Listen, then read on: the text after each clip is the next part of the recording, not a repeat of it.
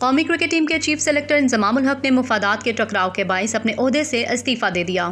اپنے بیان میں انضمام الحق کا کہنا تھا کہ لوگ بغیر تحقیق کے باتیں کرتے ہیں، مجھ پر سوال اٹھے تو استعفیٰ دینا بہتر سمجھتا ہوں، مجھ پر سوال اٹھے گا تو بہتر ہے سائٹ پر ہی ہو جاؤں۔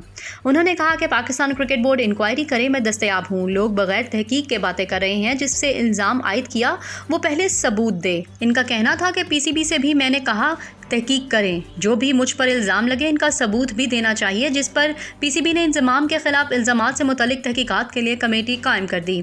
انضمام الحق کا کہنا تھا کہ میرا پلیئرز ایجنٹ کمپنی سے کسی قسم کا کوئی تعلق نہیں، اس طرح کے الزامات سے دکھ ہوتا ہے۔ انہوں نے کہا کہ مجھ پر الزامات کے بعد میں نے بورڈ سے بات کی تھی، بورڈ کو کہا کہ آپ کو کوئی شک ہے تو انکوائری کر لیں۔ مجھے فون آیا اور بتایا گیا کہ 5 لوگوں کی کمیٹی بنائی گئی ہے۔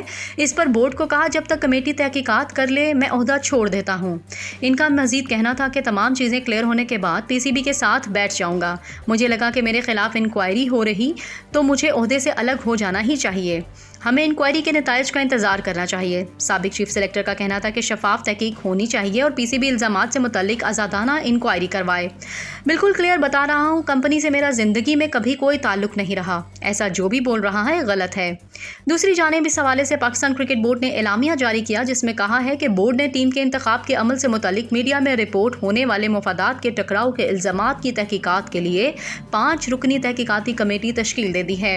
اعلامیہ میں کہا گیا کہ کمیٹی اپنی رپورٹ اور سفارشات پی سی بی کو انتظامیہ کو جلد پیش کرے گی۔ خیال رہے کہ انضمام الحق نے ایسے وقت میں عہدے سے استعفیٰ دیا جب ورلڈ کپ کے لیے ٹیم بھارت میں موجود ہے اور قومی کرکٹ ٹیم کو پے در پے شکستوں کا سامنا ہے۔ ایونٹ میں گرین شرٹس اپنے مسلسل 4 میچز ہار چکی ہے۔ انضمام الحق کو 7 اگست سن 2023 کو قومی مین سلیکشن کمیٹی کا چیف سلیکٹر مقرر کیا گیا تھا اور رواں ماہ کے شروع میں انہیں جونیئر مین سلیکشن کمیٹی کے چیئرمین کا چارج بھی دیا گیا تھا۔